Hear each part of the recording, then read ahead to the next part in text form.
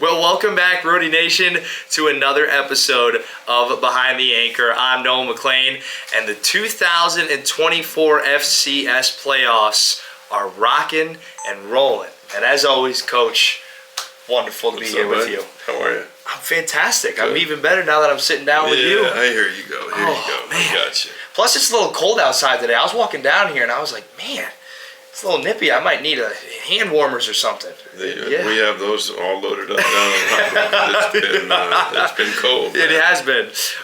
We had a little bit of a break there where we had like 65, 70 degrees in October, and then November was like up and down, but now December just slammed us right in the face. It shouldn't bother you. I thought you were from Vermont. Oh, yeah, it's all right, you know. Yeah, but it does hit you. It hits you in the face. It hits you in the face, particularly when you're practicing at 8 in the morning. Well, some men are better than I am, and all of you that do that, they tip my cap.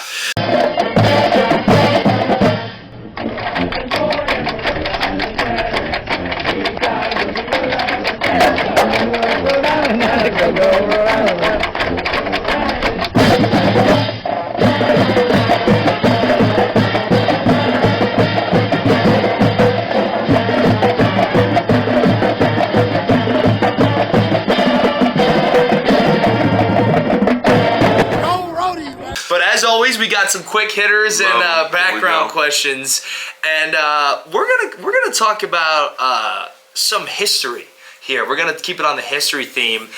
First question I have for you is Back to the Future. Have you seen it? Oh yeah. Thoughts on it? Gotta know. Outstanding flick. Yeah. Yep.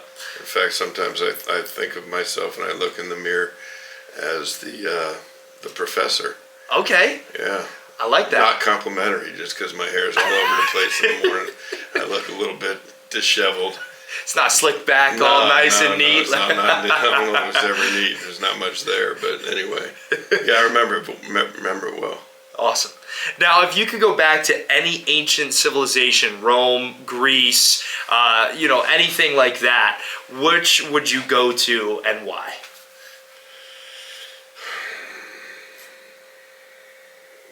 Boy, quick hitter, not so quick. But I guess I got to go to cowboy time. Westerns. Oh man, yeah, okay. I guess so. All right. Would you ride the horse? Frontier guy, huh? You would ride the horse? That'd be like John Wayne. Oh man, yeah. What a pull. John Wayne, yeah, absolutely. Awesome. Love it. And this kind of is on that. But like, if you were to go back to that time, what's the first thing that you would do? You're putting a cowboy time and you're walking down that desert road, just two old 5-shooters in your it's 6 shooters. 6 shooters. 6 shooters. It is 6 shooters. If you only had 5, you're probably going to lose the duel. Yeah. But I would imagine you'd be riding up on a horse and, swinging into the saloon. Barkeep, give me a shot and a beer, and off you go from there. And then you'll probably get thrown out into the street and shot. Short and sweet, we'll call it in cowboy land. Yeah. Now, if you could go back to any time period in modern history, so maybe a little bit more recent, which would you go back to and why? Kind of since the 18th century. These are incredibly tough questions. These might be the toughest ones you've asked. Coming back in modern time, when would I be? Probably 70s. Okay. Yeah, let's go to 70s. Any reason for it, or are you just rocking with the 70s? I just feeling free love, man. Is there anyone that comes to mind that you'd want to go back in time to speak with?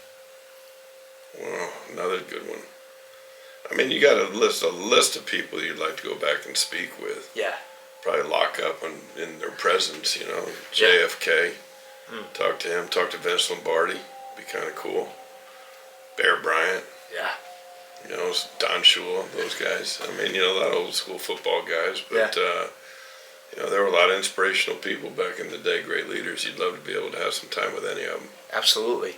Now, is there any historical event that you wish you were able to witness? Examples could lead to Babe Ruth calling his shot, Super Bowl wins with the crazy helmet catch. Shout out to New York Giants. If you are a Patriots fan, I will rub that in your face 100 times over again. But I digress. Well, I was at one. I was at Mickey Mantle's 500th home run. Wow. In Yankee Stadium. I remember stopping the game. I remember the cops walking out in uniform. There was a parade during the game. It was all pretty cool. But that's unbelievable. I was there. That was a while back. I don't know what year that was. I was probably less than 10 years old. It was cool. Forget going back in time. You got us all figured out already. He came prepared. I've been back in time, all right? I've been through back in time, so. Oh, man. If you could travel, time travel, what is one specific event from your coaching career that you would go back to? Maybe one moment that sticks out that you would love to relive. Probably the championship at Bryant. Yeah. That's an easy out right there. But, I mean, one moment, that's impossible for me to answer. I really can't. I think about a number of things that flood into my head, but, they're all at the different universities I spent. There's always a moment here and there. And I can probably list them all, most significant wins. Obviously this championship we just won. Yeah. I remember when I was at Brown, went into the Yale Bowl and beat Yale. That was a big opening win. I was at East Carolina. We went down to the Orange Bowl and beat Miami, the Hurricanes, the mighty, mighty Hurricanes. The U. Didn't have any business doing that. Went to Akron, went into NC State and beat those guys. So those were some significant moments. Last one I got for you. If you could go back in time to, let's say, 10-year-old Jim Fleming, wow, and you could give him one piece of advice, what advice would you tell 10-year-old Jim Fleming? Don't grow up and be a football coach. Oh, no! No, what advice? That's another. You're just stumping the heck out of me. I mean, 10-year-old Jim Fleming, work on your 40 times so you could achieve the dream of playing in the NFL, which you really had a very small percentage chance with the speed that you were given by God. Well, if in some crazy universe, 10-year-old Jim Fleming, you're listening out there, fix your 40. That's what we got for you. But enough of that. Let's talk some football here. Thank you. These were stoppers. We'll ease it up a little bit. We'll come back down on the game this week, man. I don't know if I can pull it back together. Oh, man. First question I have for you is just kind of what was going through your mind going into your first playoff game as a head coach for the Rhode Island Rams. It was the same thing that goes into my mind every game. Some of them positive, some are negative, but you try to keep in a positive mindset and think of all the good things that can happen rather than about worrying about the bad things. But I was just excited to be able to represent the university on a national stage. Yeah. In a game at home. I was so pleased to see so many fans, get out there. That was very impressive. Thank you, fans. Thank you, Rhody Nation. I mean, to look up there in Thanksgiving weekend, which we didn't know what it was going to look like, it was very impressive. And, just wanted to go out and play a good football game and play well and not do stupid things that can beat yourselves. Yep. Well, there we go. Yeah, I mean, and we got there every week. Yeah. Now, when you think about just the impact of guys all across the board, there's so many guys you can talk about. One guy, though, along with so many other running backs, but one specifically this season, Malik Grant, has just been remarkable. Just talk a little bit about his impact on this team so far, and especially this past Saturday. Yeah, I was talking to the ESPN folks, and they asked the same question. I think they go back to our early season, trying to figure out what we were and what we're all about. And then we got to the LIU game, and I think it was a tight game, tighter than we wanted it to be. And we started handing the ball and feeding Malik, and he started to do some very inspirational type running. We thought he'd bottled up, and there he goes. He continues to get extra yards. You see that develop through the season. You see how he goes hard for extra yards, then all of a sudden the offensive line are running behind him now and pushing. You've seen a couple of those. And you know how it is as a spectator, which I am part spectator during a game, just watching what's going on. And you guys see the same thing when there's a tough, hard run. Yeah. It's just like it wakes everybody up, and that's what he's been able to do for us. And then had 2 incredible games back to back, and hopefully we can continue to feed them the ball enough to have another great one this weekend. Amen to that. Now, another kind of go back to what you were thinking about during the Emmanuel Gomes pick six, and how awesome was it just to see a guy who has been one of the unsung heroes kind of amongst this season and just get that shining moment on the national stage. It just shows if you continue to work hard, good things will come. Yep. You never know when that moment's going to come. It was a big moment for us. He was on a big stage. He was a guy that has earned his way every step of the way, and then to have that opportunity to make a play and go score a touchdown was a dream come true, I'm sure, for him. And as his coach, it was a dream come true for me too. He got us up 14-0, which was very significant. But it was really cool for him. He's a very spiritual kid. He gives all the glory to God and everything that he does, and been through an incredible career here, and I'm thrilled for him. And of course they had to review the play, and I was wondering, did he hold on to it? Did he go out the back of the end zone? All the bad things, but it got it got confirmed as a touchdown, and that was a great moment for him and a great one for URI. Certainly. And before we jump into this next question here, one thing that I was kind of noticing is just he was so ecstatic on the sideline when he came off. And I don't know if there's a heck of a lot going on, but there's been a lot of plays this year where kind of we haven't seen that go his way, so to say. But just he seems like that's the kind of thing also when you go back to Malik picking up on a big run, that's the kind of thing that can sway. But bigger is you guys haven't been up 14-0 in many scenarios. Just what was that kind of like just when you get up 14-0 for I think one of the first times this year in a playoff game?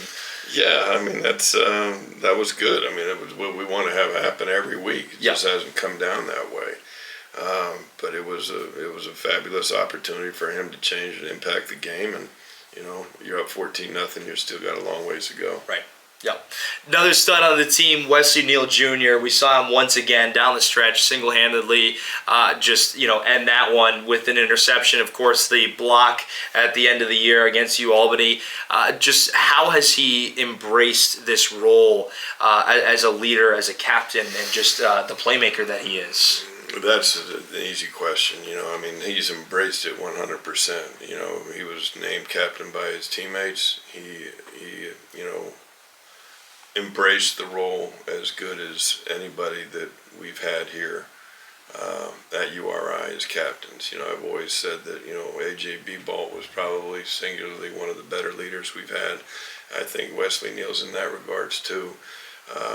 Around practice you can hear him positively encouraging and demanding a lot out of his teammates, and he demands a lot out of himself. So the only thing you said wrong there, that it was single-handedly, because it was Carson Primrose single-handedly popping that ball up. Yes. He had to use two over his shoulder to catch it, which was remarkable. But he's embraced his role tremendously. He's been a tremendous value, and it'll be, we just want to keep playing football with him for the next month or so.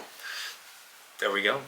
When we think about, we went back to that lead in the first half, but again on Saturday, we kind of saw another example of the fourth quarter kids coming into fruition again, for the Rams finding themselves in a tough one. Just where does this win fall amongst these exciting finishes this season? I don't think you could ever get more exciting than the Holy Cross finish. I mean, that was sick, right? 19 seconds, you pull that bad boy out, and that was huge. This one was exciting, but it was exciting in relief. To be able to finish it the way we did was good. You looked at the atrocious third quarter, comedy of errors where we got stuffed offensively, 4th and 2, miss a tackle, bad fit on a big explosion run, don't pick up a bootleg, give a pass up for a touchdown, then you're in a ball game again. Right. But we were able to steady the ship. We got what we needed done and got a touchdown, and then watching the offense be able to run it out was good, and then obviously had to punt it, but we had down to short time, so it was managed well, and then the big play to end it was kind of cool. Yes, it was. Yes, it was. Well, a big win for Rhode Island this past Saturday, and congratulations to you and the rest of the team. And well, now let's jump right into the next man in the sights, so to say, is Mercer, who is arguably the most talented team that Rhody has had to face this season. What are you expecting from the Bears coming off of a just refreshing bye week? Yeah, that's we sure would have liked the bye week, man. Yeah. That's amazing, but they're a good football team. We've gotten to know them through film. You watch what they have talent-wise. You know their schemes. I know their schemes. I know what they're trying to accomplish. They do it very well. They're well coached. They wouldn't be 10-2 without all the things that are positive going into that. What we don't know is the comparative competition. Right. There's a little bit of a thing right here for all of us, I think, between Southern Conference and CAA. I saw an article the other day which kind of was calling us out a little bit in terms of determining who was a stronger conference, and so I think there's a little bit of that going on, but I believe the CAA is a stronger conference. I think that when we look at comparatives with scores, we had 7 games between the two conferences this year. We were 4-3 with CAA on top, and Elon lost 2 of them, but we know that were beat to heck early in the season, and they had struggled with everybody until they got healthy again. So, end of the day, they're going to come in. They've got a good running game. They stop the run extremely well. They're very, active and big. They're not overly huge. They're a good, solid football team that playing very well and have won a lot of games together. And I think that when I listen to their press conferences and try to get their feel of their head coach, I think that they're probably very similarly attitudinally as we are, about playing one play at a time, about doing things the right way, about being ready to go ahead and play 60 minutes of ball. So it's going to be an interesting matchup, and it's going to be a fun one. This is one that we all want very, very badly. Yeah. Well, that feeds right into the next question, which is, there's been a lot of history in the making this year at Rhode Island. You can talk about it for quite a few minutes to list on and on. One of them is, the most wins in program history now here at the University of Rhode Island. Just how hungry is this team to continue to showcase how special that this 2024 Rhode Island team is? I think evidenced by how they practice and how they're preparing right now, I think very hungry. Yep. I think we're a humble group. I think that we are always a little chip on our shoulder, which is kind of what we embrace. Don't know if we all feel like we've gotten respect all year long. We've had to earn it each and every week, so we're in a very comfortable position right there. But, I know if they are feeling the way I want this one bad, because I don't want it to end. Right. I want to keep playing. Yeah, I want to keep playing. And not just because there's a national championship. I just want to stay with this group, be out on the practice field doing what we love, and continue to prepare and see how good we can be and see how far we can take this thing. Keep it rolling, man. Yeah, man, that's the idea. Now, being one of 2 CAA teams remaining with Villanova after, of course, New Hampshire and Richmond both lost, just how much more of a significance, we talked about this a little bit, but being able to represent the CAA, how much does that show to the fans and just the conference and all of those who also, maybe to go back to your point of maybe not being as respected as maybe you should have been in that regular season and being able to move on? Look, has talked about, representing the conference as a priority. It's our responsibility to go out and play good football to represent our conference as a conference champion that's playing in a national tournament against another team that's a conference champion. Yep. So that dynamic exists in a big time way. My career, I spent a bunch of time down south. I know how Southerners talk about football. And there's not a lot of respect down south for what happens up in the Northeast. And now we can go regional. All right, and what I want to see is Northeast tough guys come on down there and do what we do. Right. And let's play a really good football game versus a good football team. Got great respect for them. There's no disrespect intended here. If any Mercer people are watching this and finding this, but we're coming down. Let's go. Let's line up and show what we do up here in the Northeast. We play tough, hard-nosed, physical football. We play it with plenty of talent, and we're doing it for the region, for the state, for a school. Man. I think I might be able to suit up right now and run through a wall. I hear you, man. I'm ready to go. Yeah, Goodness gracious. You and I are running through that wall right now. That's about the only rebound we'll get, man. Right back on our tails. But let's let Wesley kneel through first. We might have a little crack. Fair enough. That's probably a better idea for everybody involved and the wall. But the last time that you were down in Georgia, it was against Georgia State in the 2023 season opener. Just kind of how do you plan to execute on Saturday to ensure that this time around you can fly back with a quote-unquote 1-0 record, to the start of December right here in this new set of games? Yeah, I think, what you have to do in this game is no different than any other road game. Yeah. You can't go in and do the things that will prevent you from winning. You've got a good quality opponent, as Georgia State was, and I don't remember that game great, but I know that there was a couple of things that we could have done that would have put us in a better position to win it. You go down to Pittsburgh, and I'm not saying this is like playing Pittsburgh, but we go play Pittsburgh very tough a couple of years ago, but what did we do? We gave up a punt return for a touchdown. You can't do those kinds of things. Now the other team has something to do with that, but if we're prepared and we can go in, then we can manage the game in a proper way, and do the things that we do and play our brand of football. I think it'll be a competitive game. I think we'll have a chance to win. Awesome, Coach. Well, thank you so much. We really appreciate it. Welcome back to Behind the Anchor. I'm Jonny Blair, and I'm joined alongside the Director of Strength and Conditioning here with the football program at the University of Rhode Island, Coach Scott Leech. How are you doing today? Doing fantastic. Great to be here. Good to have you on the show. Thank you for taking the time in the middle of a practice. I made it. We're making it work. I'll get back out there, but this is good. And so to start, I kind of want to talk about your journey through athletics and how it's led to here. So just kind of talk about the journey that you've been on throughout your time in sports. Yeah. I've always been in sports. I grew up in Rhode Island. I did sports camps down here as a kid. So it's always cool to say that I'm the Rhode Island guy, and even my brother's involved in Special Olympics, so we did summers here, we did the summer games and stuff like that, so I've been in the dorms and stuff before as a kid, so it's really cool to be here. But in terms of sports, in high school at one point I was over 300 pounds, I was the fat kid, and I just didn't want to be that guy anymore. I woke up one day and said, I want to play football in college, I want to do more, and really got into working out, really got into fitness, and I lost about 80 pounds, I was down to 215, 220. I went to a URI camp, and they told me I would have to get back up to 300 pounds if I wanted to play here. So I said, it's not going to work for me. But I ended up playing D3 football at Springfield College, which is where you go if you want to become a strength coach. And the rest is history. So that's awesome. And kind of what drew you coming back to Rhode Island athletics, and how did your time at Merrimack actually prepare you to come back here? It's funny. It was a full circle moment. When I was at Merrimack, we played here in 2019, and if we didn't throw a couple pick sixes, we would have been in it. I'm just saying. But we ended up losing that game. But I came in, I talked to the strength coach, who was actually my strength coach my freshman year at Springfield. And, just reconnected. He said, hey, you've been doing a great job at Merrimack. You've been doing good. If something ever comes up, let me know.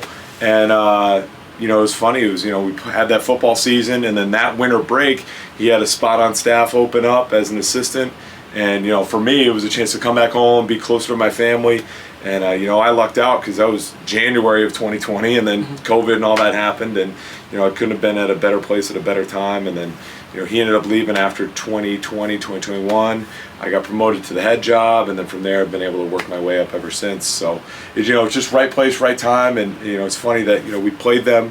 When I was at Merrimack, we played URI in 2019, and then a spot opened up 3 months later. So it's funny how that works out like that. It is a little bit funny. It's an awesome story. And for those who are watching who may not understand, what exactly is your role as the Director of Strength and Conditioning for this team? Yeah, so, the coaches do a great job of going out and recruiting, whether it's high school or in the transfer portal, and they go find talented athletes, really good football players. And my job is to find a way to make them that much better and take them to another level, whether that level is, we have somebody transfer in from, a different conference, and we got to get them a little bit better to get up to our level, or, a high school freshman, and you got to get them up or a high school senior, and you got to get them up to the college level. So my job is to get them bigger, faster, stronger, to get to whatever that next level is. And then even our transfer guys that come in for a 1-year deal, they want to go play at another level. They want to go play in the NFL. They want to go play professionally. So what do they need to get to that next level? And that might be a little bit different than your 18-year-old that's coming in that has never lifted weights before, and they need a completely different routine. So my job is to get them better, and then during the season, we spend all this time in the off season, all this time in the summer, build them up, build them up, build them up. How do we keep them there for as long as possible, especially the grind of a season? And then especially when you get into playoff football, it's the teams that are the toughest, the teams that are still strong and healthy and still out there practicing every day. Those things all make a difference. So my job is, whether it's the weight room piece of it, whether it's getting the nutrition stuff going, whether it's some of the foam rolling and stretching and recovery stuff, all those little pieces that go into making sure you're healthy and making sure that you can play an entire season is part of what I do. Awesome. And I know it's not just you on this team. You have a whole support staff. So kind of talk about what they bring to every workout and how, as a collective, it can help make everyone better. Yeah, it is a team effort, and I would not be here without my 2 assistants that I have right now. Noah Meyer, who's been here for a little bit longer, phenomenal assistant. He used to be a D2 head strength coach, so we have another, somebody with head strength coach experience on staff. And then Jack Hertz, who we just recently added from IMG Academy in Florida, which is a really good high school program. So he was coaching kids that ended up being Power 5 and 5-star athletes. So, to have those guys out there every day helping me coach, it makes my life a lot easier. I don't have to watch 50 people at one time, because that's impossible. Yeah. You can't have eyes on 50 people.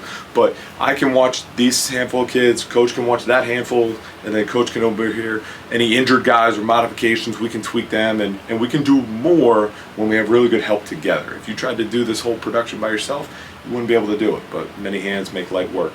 And I've had a lot of great assistants over the years, including recently Brendan Fleming, who was here this past summer. So I still count him as part of this, because the off season and the summer he was there with us every day too, building his thing up, and now he opened up his own gym back in New York City, but he was another huge piece of the puzzle too. So it makes me look good when I have really good people that are doing the job for me. Yeah, awesome. That just speaks to the continuity of not just the players but the coaching staff as well. And you've been around a few of these Rhode Island teams that have made a push for the playoffs, but now you finally cracked it. You got that playoff win against CCSU, a big win for the program.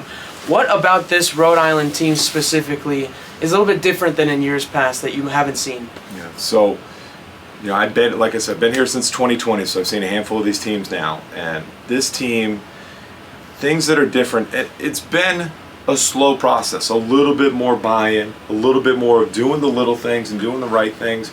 And it's really hard when you're not winning. It's really hard when you haven't gotten over that hump yet to do these little, some people call them annoying, but like waking up early, coming in and stretching, making sure you have something to eat even when you don't feel like eating.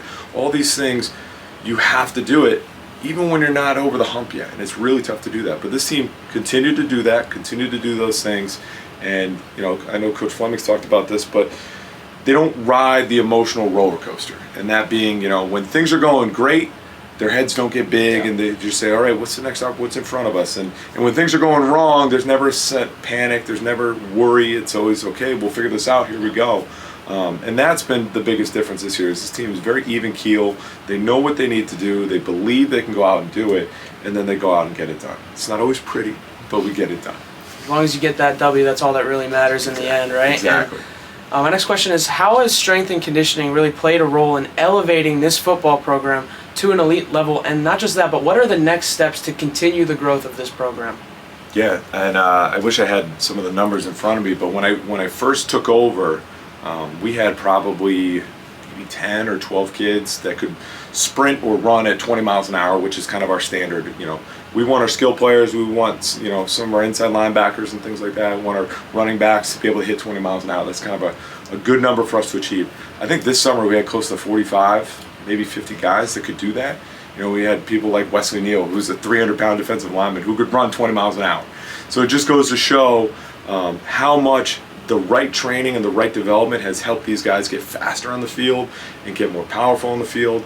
So the work that we're doing, it takes a while, and that's the hard part, is you got to stick with it. You got to be patient. That's one of the things in the transfer era is, if things aren't going your way, people leave. But we've had a lot of kids stick with it, and we're starting to see the results of when you train and train and train and you believe in what we're doing, eventually it's going to pay off. So we're starting to see that now. We're working on some bigger projects. This room it's beautiful, don't get me wrong, but it's 10, 11 years old at this point now. So we need a fresh coat of paint. We've got to redo the floor, projects like that. We're going to get those done. I'm a Rhode Island guy through and through, right? So I'm here for the long haul. It's going to take a lot to get me out of here. But eventually we're going to get that done. It's going to be even better than it already is. Awesome, that's spectacular. And we certainly don't want you to go anywhere either. So I appreciate it. And my final question, and as someone who has been on the sideline to see it firsthand, the sleeveless look on game day, it's kind of like what makes you stand out. So kind of talk about that decision to rock the sleeveless shirt, especially now that it's getting cold now. Yeah. That's a big decision. So kind of talk about what went through that decision for you. I think sometimes you see it on SportsCenter, you see it on ESPN, that strength and conditioning is about the numbers and the data and the metrics. And last time I checked, the reason you still lift weights is for the attitude, it's for the physicality component, it's for letting people know that you've been putting in the work. And I like to think that the product we put on the field, the team we put out on the field, is a rugged team, is a physical team. And I'm just trying to embody that, show off and say, hey, you know what? And especially now that it's starting to get cold, that it doesn't faze us. This is who we are. There's an attitude to it, and just trying to bring that back and just have that going on the sideline a little bit. Just bring some juice. Yeah, awesome. And of course, the team is playing with a lot of juice right now. We love it. I'm trying to get Coach Fleming to take the sleeves off, but he said he's got to keep it. He's got to keep it classy. So somebody's got to keep it with class, and then I can be the guy. Yeah, Fleming's flexing on the sideline. Fleming's known for his classiness. Yeah, so it'd be a pleasure to see him without the sleeves, though. But thank you for taking the time. We appreciate you. And yeah, good luck against Mercer this weekend. Appreciate it. Today we have a special guest, team chaplain, Robert Izzi. And first things first, Robert, thank you very much for sitting down with us. I'm very happy to do it. Mason and I have been talking about this for several weeks, but well, here we are. Happy to do it. Amen. Amen to that. Well, the first question we have for you is kind of just tell people out there what being a team chaplain kind of entails. Here, when I came here with Coach Fleming, the intent was that I'd be a resource to players and coaches to help fill in those things where needs came up that, because I can cross different lines and have access to other resources on campus that the players may not be aware of, or coaches may not be aware of. So in that vein, and then it developed into being a presence, a positive presence, and taking on something. Flem and I are like-minded men. He always wanted to have some spiritual component to the team. And we developed this weekly devotion. We do it every game day, before the game, before a pregame meal. It's an optional thing. It's not a team force thing. So the players that come there because they want to be there. And the purpose of that is to give them the opportunity to explore their own spirituality, give them an opportunity to either nurture it or learn something, and then make their own decisions about what they want their spiritual life to be. So we're not shoving anything down anybody's throat, but it's a really neat component to this program. Many programs have team chaplains. They do similar things, but and we're 9 years in for me, so. Well, that's awesome. And when you think about football and your connection to what you do here, how did your journey with football kind of begin, and how did it lead you to get here to Rhody? How far back? That's up to you. However far you back, how far back you want to go. I started playing football in high school.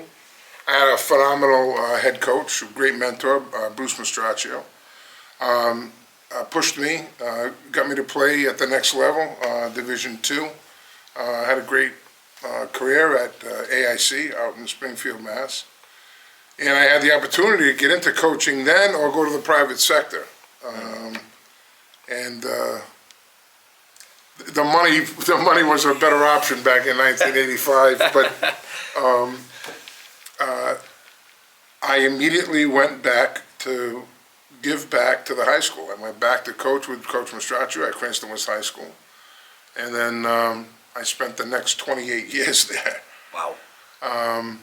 One of my players was recruited here, and I was a mentor to him, and I would come down and watch practices. And well, when Flem first got here, he and I met on his very first spring here. So I'm also the president of the Providence Gridiron Club. Yep. So he and I met. That's where we started talking about things. But it wasn't until 2 years later that me coming to games, being involved with this particular player's life, watching the team, being invited to practice and whatnot, because he really gave me a lot of access to get to know the flow of things here. And then in that spring of 2016, he had hired a new offensive line coach, Keegan Kennedy at the time, and I came in as a contractual volunteer, as I am today, and we haven't looked back.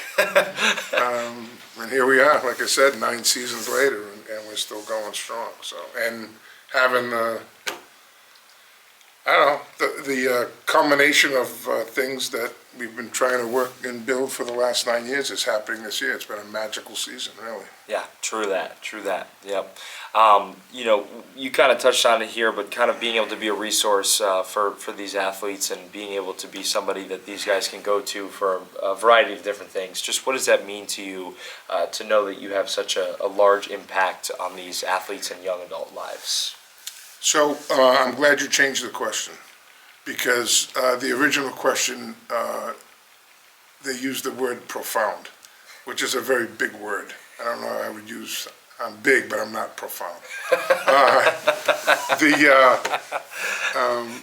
No, I get great reward out of being able to serve these young men. Yep. At the end of the day, right, whether you're in high school and you're 18 years old, or you're here as a freshman and you're 18 years old, right? I don't use the word kids anymore. These are young men. So they're starting to develop their own true identities, what they want to become, their own core values. And the culture that Jim Fleming has tried to create here and has succeeded, and that I've had a small part in doing, is building the culture where that foundational core values permeate from the head coach to all the position coaches down to the support staff, and then into the players. So they're always getting the same message.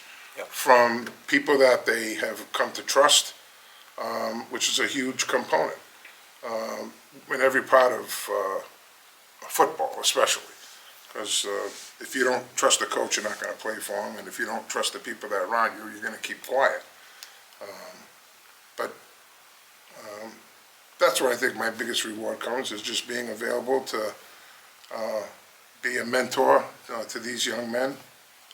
Flem allows me to cross all positions, but I never step on toes, and that's a good relationship that we have, so it's always in the best interest of the student-athlete when there is a time of need or direction. Great. Obviously we've talked about a lot of being a resource, but another thing that you do, kind of a double-edged sword that you have here, a versatile tool, however you want to phrase it, but you also help out with the offensive line. Just kind of talk about being able to do that, and maybe some of your favorite parts about helping out with Coach Flanagan. Being an offensive lineman, always, that was the position I played in high school and college. That's what I coached. I did offensive D-line, offensive and defensive line in high school, but offensive line is my love. I'm, coming from the high school ranks to the college ranks, big changes. There's terminology is different. Everybody has the different way of naming things. Structurally, looking at defenses. But when it comes down to technique and teaching technique, and the day-to-day drills. I get my most fun out of that because that's where you see players grow. Yep. And then that manifests itself onto the field, and we've had some great successes with offensive linemen coming out of here in the last 9 years, and happy to be a part of that. And Mike Flanagan is a phenomenal coach. I'm happy to be with him every day. He gives me latitude. He trusts me to do certain things, but we have a great open communication, and if there's something that he wants to go a certain direction with, we make sure we're on the same page with that. So there's always a unified front. And then getting Sebastian De La Sudas to come back and be his true GA has just been a phenomenal gift, and he's a presence. So I think the three of us are great together. But yeah, I guess that answers the question. It answers it perfectly. Right. And we'll kind of wrap it up with this, but and maybe some of the answers that you kind of talked about maybe feed into this. But when you think about Rhode Island, that culture, everything that this program means and that you've helped install, along with Coach Fleming and so many others, just what makes Rhode Island football different from any other program in the country? Number one, Jim Fleming. He is salt of the earth. Anybody who asks me, I tell them to their face, and I tell it to him. He came here with a vision, and he's tried to surround himself with like-minded men to see that vision come to fruition. It's taken 11 years for that to happen. Those things that he wanted to have in place as a culture where players are accountable for each other. They adopt a selfless attitude. And those things are accomplished with dedication to preparation and productivity, play out, not only in practice, but in the film room, and the time they spend with the coaches. The things that we do as off campus, as a team, whenever we're out with a team, constantly getting compliments about the quality of the young men and the way they carry themselves and their demeanor and the way that they treat people they interact with. That is a complete culture change. And I think that's there's other programs that have the same ideals, but I think if you're going to say uniqueness, he's never deviated from that vision. And anybody who's come here and has had any success or got a job here, you either buy into that vision and that cultural ideal, or it doesn't work. But obviously it's worked.